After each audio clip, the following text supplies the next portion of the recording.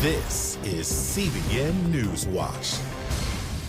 And thanks for joining us for CBN NewsWatch. I'm Heather Sells. There is growing concern about Hurricane Dorian today. The storm continues to gain strength as it heads towards Florida's Atlantic coast. President Trump has approved an emergency declaration for the state, and Mark Martin joins us now with more. Mark. Heather, the National Hurricane Center predicts Hurricane Dorian will come ashore early Tuesday near West Palm Beach. The agency is still predicting it will be an extremely dangerous Category 4 hurricane with 130-mile-per-hour winds. Florida's governor put his state's residents on alert. This is potentially a multi-day event where it will churn slowly across the state. That obviously creates a whole host of issues. 17 million people are potentially in the path of Dorian. Traffic fills streets. Residents are scrambling to get gas, water, sandbags, and other supplies. At one store, people waited in a line that wrapped around the building. It's going to be a big storm, wind, rain, surge. Don't take this storm lightly. There's gas stations that have run out of fuel. We, in the emergency declaration, waived service and truck rates for fuel trucks so that we can increase the capacity of fuel that's being brought in. FEMA is working with state agencies to get additional supplies of fuel into Florida quickly. And while officials prepare for the storm on the ground, others do their work in the air. NOAA sent the first all-female 3-pilot flight crew over the hurricane to gather data on a reconnaissance mission. Back on the ground, the Florida National Guard is also helping. Several thousand soldiers and airmen have been deployed. In addition, the Navy ordered some ships out of the water as a result of Dorian. President Trump has alerted the nation that Dorian could be an absolute monster. By issuing the emergency declaration, he ordered federal assistance to help state and local efforts responding to Dorian. Heather, back to you. Thanks, Mark. And joining us with more on Hurricane Dorian is Weather Bell meteorologist Joe Bastardi. Joe, tell us more about what we know right now about when and where Dorian will land. Well, I have no difference from the Hurricane Center. That's our path from the past couple of days. And this morning, their path's down there toward West Palm Beach. So, I can't argue with myself, although sometimes I do. But, I want to point out a couple of things here. First of all, this is a major storm coming. There's no question about it. It's going to devastate the northern Bahamas, and then it's going to move very, very slowly up the coast, all the way to maybe a hurricane all the way to Cape Hatteras or Norfolk, for instance, Virginia Beach. That's the first thing. Second thing, though, let's look at some possibly positive aspects. If it goes in north of Miami like that, I'm already reading stuff about the king tides and the storm surge. Miami will get a strong northwest wind, and maybe they have blowout tides. So, you build a city on a sandbar that was made 100 years ago. Things are going to happen bad sometimes. The other thing is, too, is unlike Michael and unlike Andrew, this is not going to hit the coast moving fast. It's going to be moving very, very slowly. Now, that's bad, of course, because the siege is prolonged. But it also means that the storm will be drawing in drier air off Florida into the center as it approaches the coast. And also, it will upwell the water that's underneath it. You see, these hurricanes need fresh, warm water. So when they move 10, 12, 15 miles an hour, they can continue to intensify. They start moving 5, 6 miles an hour, you tend to see them weaken just before they reach the coast. It was a classic storm, but actually it wasn't classic. It was the only major hit in the old coast of North Florida in 400 years. That was Hurricane Dora in '64. And Dora stalled off the north coast of Florida before coming in and weakened. So if this thing really moves slowly, there's a chance it's off its peak. By that, I mean, instead of being a 4, could arrive as a 3. But there's no question about how severe this is going to be. Okay, so it could be a 3. That's a possibility. Tell us a little more about what other states really need to be on alert right now. And this sounds like a multi-day event. It is. It's kind of interesting in that, one thing I've been blessed with and looking at the weather is I can see stuff coming from several days away. That's what we do for our clients. In this particular case, I actually am having trouble sleeping at night because I'm constantly thinking of these things. And we're only 4 days in. I have another week to go. By that, I mean, look, this is going to be over Northeast Florida Wednesday, Georgia, South Carolina Thursday, and it will make its closest approach to, Virginia Beach, for instance, probably Friday. So it's going to be a prolonged siege all the way up the southeast coast. Now, there have been worse storms as far as distributing hurricane force winds all the way up the coast. This is going to distribute hurricane force winds, in my opinion, from Florida to North Carolina, perhaps Virginia. But Hurricane Donna in 1960, every state on the East Coast from Florida to Maine had hurricane force winds. So there are benchmark storms that we do look at. Yeah. Well, it's a lot to take in. I appreciate your expertise, and we will be in touch. Thank you, Joe Bastardi. I appreciate you having me on. Well, faith-based groups are packing up this week, and they are hitting the road. They are ready to respond to whoever will need help in the aftermath of Dorian. Operation Blessing deployed this morning, heading for Ocala, Florida, in the central part of the state. The team will partner with local churches there to mobilize volunteers and help those in need. The overall mission is to end human suffering down there in the disaster-related area. And how we do that is by setting up distribution centers that have non-perishable items along with hygiene products and cleaning supplies to hand out to the community. Not only that, but we offer free hot meals to the community and the volunteers that show up. Those volunteers are critical and the lifeblood of what we do down in the disaster relief area. Other faith-based groups heading to Florida include Samaritan's Purse, the Convoy of Hope, and Southern Baptist Disaster Relief. Sam Porter is the National Director for Southern Baptist Disaster Relief, and he joins us now with the latest. Sam, thank you for joining us. You've been getting ready for Dorian all week, and I know you're one of the largest providers of disaster relief in the country.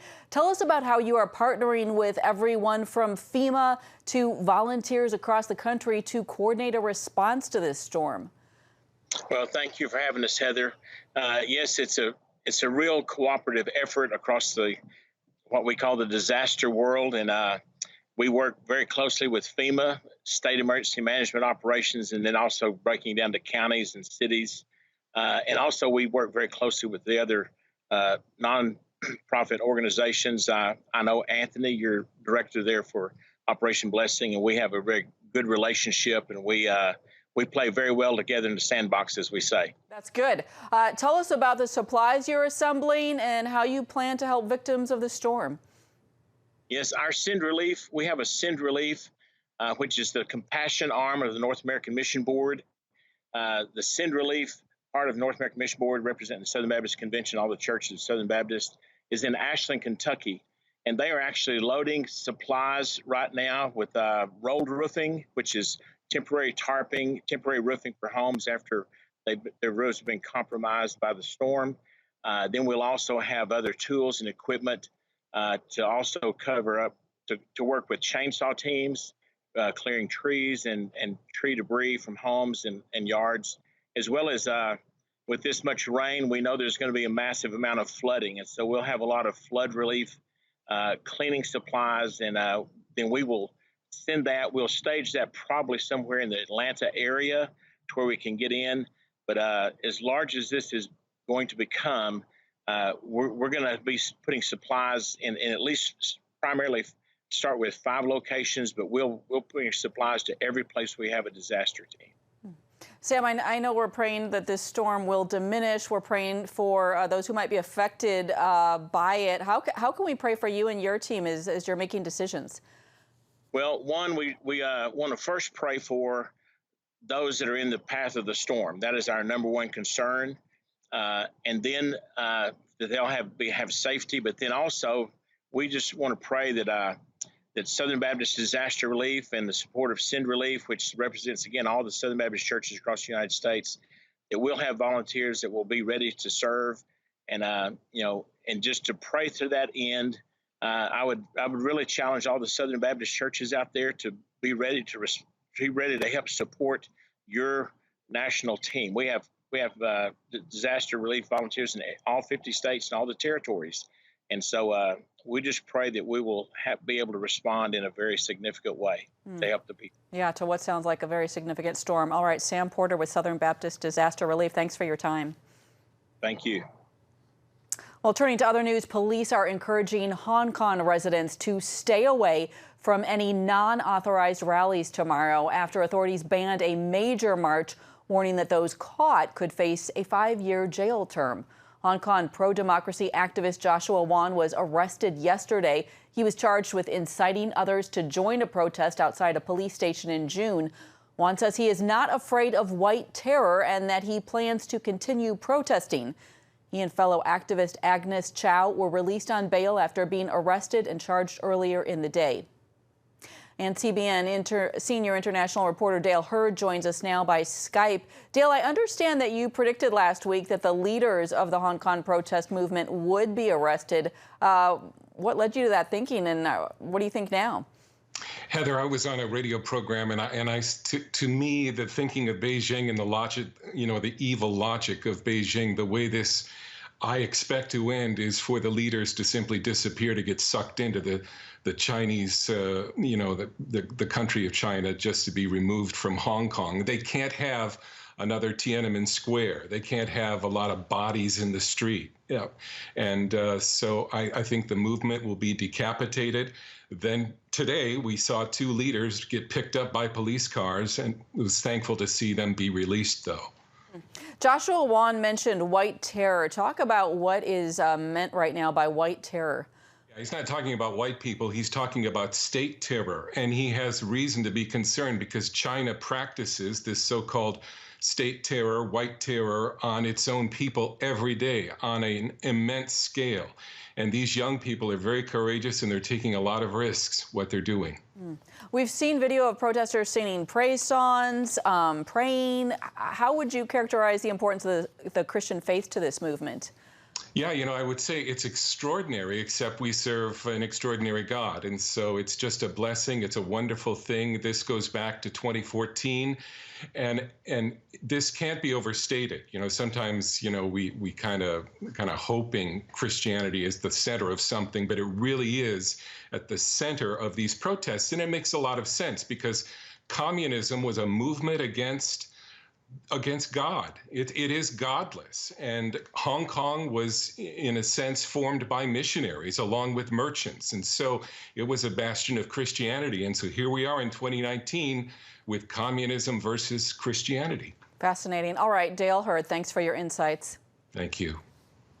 Well, in Africa, more than 2,000 people have died from an Ebola outbreak in the Democratic Republic of Congo. And that is the largest number of deaths since the two-year outbreak in West Africa that began in 2014, where 11,000 people died. The World Health Organization says the Ebola outbreak is a public health emergency of international concern. The number of religiously unaffiliated people in America is on the rise. Up next, which political party could use that information to score votes? Remember for a moment what it was like to be a child. You believed every story you were told. You saw a world full of endless possibilities. What stories will the world's orphaned and at-risk children believe? We believe the Bible tells the only story truly worth believing. We believe that every child should have the opportunity to dream, the chance to take challenges and turn them into possibilities, the chance to stand on the promises of God, to recognize their place in the greatest story ever told. They have their whole lives ahead of them. Theirs is a world of endless possibilities. They are looking for a story to believe. We will tell them that story. Will you join us?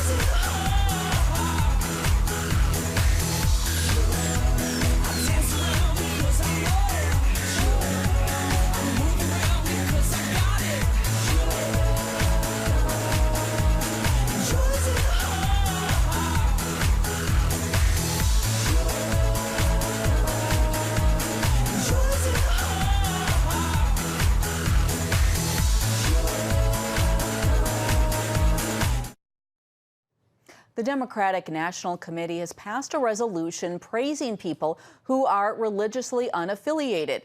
The resolution noted that 70% of the group voted for Democrats in 2018, and that with targeted outreach, the religiously unaffiliated could deliver millions of more votes for Democrats in 2020. Well, the religiously unaffiliated, or those who identify with no religious group, are also called nuns. That is spelled N-O-N-E-S, and it's a group that's growing, and the question for churches right now is how to reach them. Amanda grew up as a nun. She never went to church or spoke with anyone who did. My mom, always told me that we don't talk to people who believe in God because, they're weird or they're different. Craig, on the other hand, grew up going to church but took a stand in high school. At that point, I said, I'm done with church. I don't want to go. I don't see any benefit. I don't see any reason why I should be going. Both Craig and Amanda represent a growing group. The Pew Research Center found that almost a quarter of U.S. adults say they either question God's existence or that their religion is nothing in particular. That's up significantly in just the last 10 years, with these nuns now representing 36 million Americans. Pew also found that a third of young people fall into this group, and high numbers live in the Northwest and Northeast. So why are so many Americans disconnecting from church? We came here to New England to find out and to learn what churches here are doing to bring them back. It's a new phenomenon that we're trying to understand. Dr. Sharon Ketchum at Gordon College outside of Boston and other experts are trying to figure out why a new generation is so anti-church. What we do know, these nuns don't believe in their faith anymore or the need for church. Craig says that's what he thought in his 20s. Really, it was, okay, yes, I believe in you, God, but I'm going to do things my way. And as long as I'm a good person and as long as I do enough good deeds, that will be enough. Others say they're unsure about so-called organized religion or just don't go. Church never crossed my mind as in something that I needed to do. Ketchum sees a bigger picture, a culture in which people as consumers judge church based on what it provides for their personal needs. We then have the amplification of me and Jesus and a reduction of the larger understanding of what the community of faith is about. Another part of the problem, says Ketchum, is simply the growing number of choices. There were days that we lived in where communities were given in our lives, but today community is voluntary. I can choose whatever church, whatever small group, whatever program meets my personal needs. Pastor Chad Braswell is well aware of those who are disconnected, but says he's not discouraged. And so I just think that when times get darker, lights shine brighter. And so it's an interesting thing that we're seeing here, because yes, I see the numbers that you see, but I see this growing hunger after Christ. Many first-timers coming to his church tell Braswell their experiences of guilt or shame in previous churches overwhelmed any message of grace or hope. A lot of churches put so much focus on holiness rather than the hope that Jesus talks about. I think some people just feel they can't live up to that expectation and the guilt of what they've done or what they are into. A focus on grace drew in Amanda her first time. The single mom remembers a coworker's invitation to an Easter service and how she cried throughout the sermon. I was so freaked out about the entire message and crying. I was embarrassed. I went out back and I got my daughter from kids' church and I'm like, we're never coming back here. And she's like, but Mom, I met so many new friends. We have to come back. I love it here. Today, Amanda is involved in multiple ministries at Metro Church, as is Craig, whose wife brought him 5 years ago. At this point in my life, I couldn't imagine doing life without this community. Without this group of people. That deep connection is key because research shows that people long for community and a bigger purpose than just themselves. There's no easy fix or formula for reaching those who have stepped away from church, but a church that loves its members and community is a great start. Stay with us. Our friends at FaithWire give us the inside scoop about some of the latest Christian films to hit the big screen. Give me that. Bye.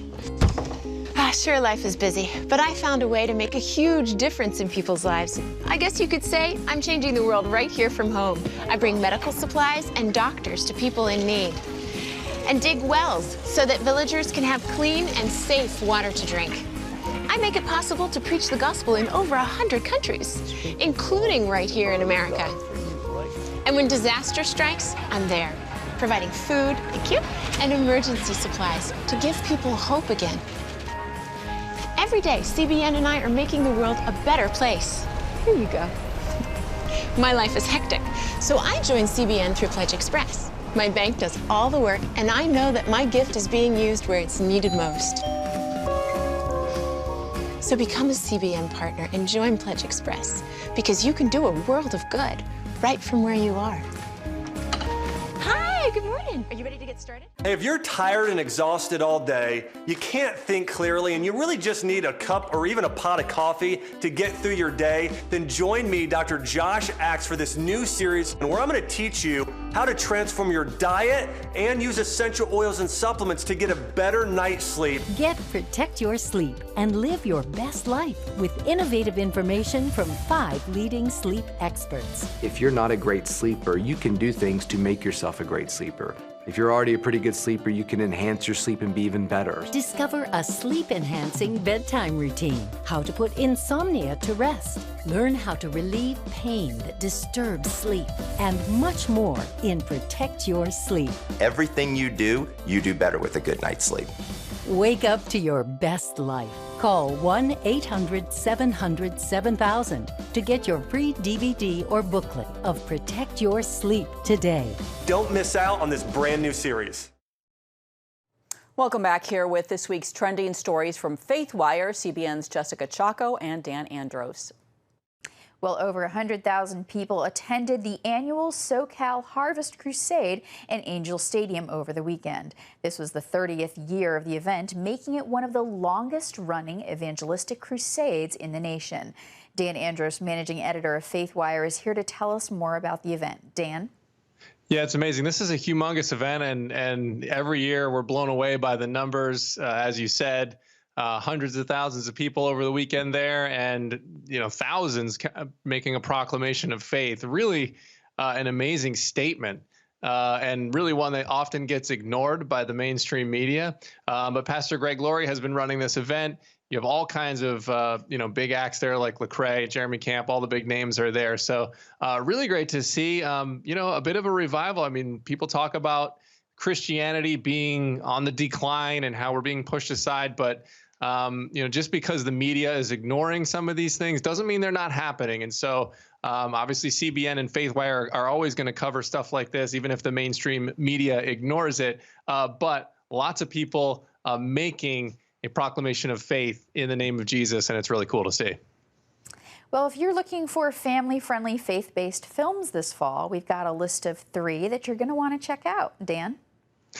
Yeah, well, faith-based movies are not in short supply these days. Again, it's another one of those things you're not always going to see the publicity from the media on some of these movies. And we've got a couple for you that you should check out and consider supporting, because people like to often criticize Christian films and say, well, maybe the production quality isn't as great. Well, we're growing and they're growing. And so the way to help them get better is to support them. So here's a couple that you can do that with. This first one is called Overcomer. It's from the Kendrick brothers, who of course brought you Fireproof and Courageous. And They Might Be Giants. And movies like that, and Fireproof, of course. So this one's called Overcomer. It's about a small high school basketball team, and the town faces devastation as a manufacturing plant closes down. It forces them to sort of reshift their roles and re-find where they get their identities from. And so it's a great journey that all Christians can get a little bit of a benefit from. The next one's Caching Faith 2, and this one features a person who we've written about on FaithWire and CBN as well, an ex-Victoria's Secret model, Nicole Wider. is in it, and this one shares the story of a family who's gone through a series of unfortunate circumstances, so something that lots of people can relate to. You know, with your family, when you're going through difficult times, how do you deal with that? This movie speaks to that. And finally, Finding Grace is a story of a family who's left devastated after the mom abandons them. Again, another relatable story, and to see it dealt with in a Christian manner is something that we could all benefit from.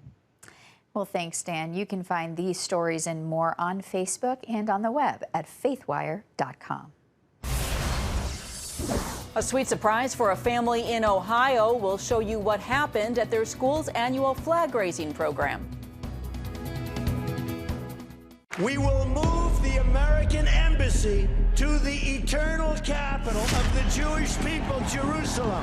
As the nations rage, you can stand with Israel. History is being written, and I want to be a part of it. Call 1-800-700-7000 and get to life. This is our nature as a country. Discover the untold story of how Israeli volunteers are changing the world. We consider it our duty to reach out and help others around the world. For a gift of $10 or more, you can own the acclaimed CBN documentary To Life. To treat a human, no matter what he is, which religious he have, which color he is, this is what I'm doing. Support Israel in their time of need. Get to Life, now available on DVD. Call 1-800-700-7000 or log on to cbn.com. And I wish that other people throughout the world could see this side of Israel. Orphans Promise is committed to loving and serving at-risk children, to helping keep families together, and to creating opportunities for strong and sustainable communities around the world. We're working in over 60 countries around the world, and with your help, we can do even more. There's an old African proverb I love that says, if you want to run fast, run alone. But if you want to run far, run together. At Orphans Promise, we want to run far so we can touch the lives of as many orphaned and vulnerable children as possible. But we don't want to go alone. We're out to change the world, one child, one family, one community at a time. Will you join us?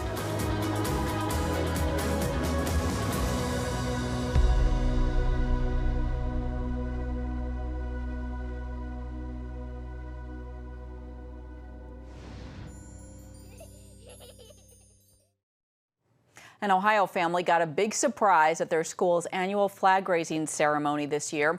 Tessa Coucher and her siblings were invited to raise the flag at Leal Catholic School in White House, Ohio, shortly after they were reunited with their big brother, Justice. Justice is in the Navy and stationed in Jacksonville, Florida. He left for boot camp in March. I told them all I wouldn't be home till November, and I was able to make it happen earlier. I've been dying to see him for a long time, and it's just amazing. And that is it for this edition of CBN News Watch. We hope that you'll join us next time. Have a great day and weekend.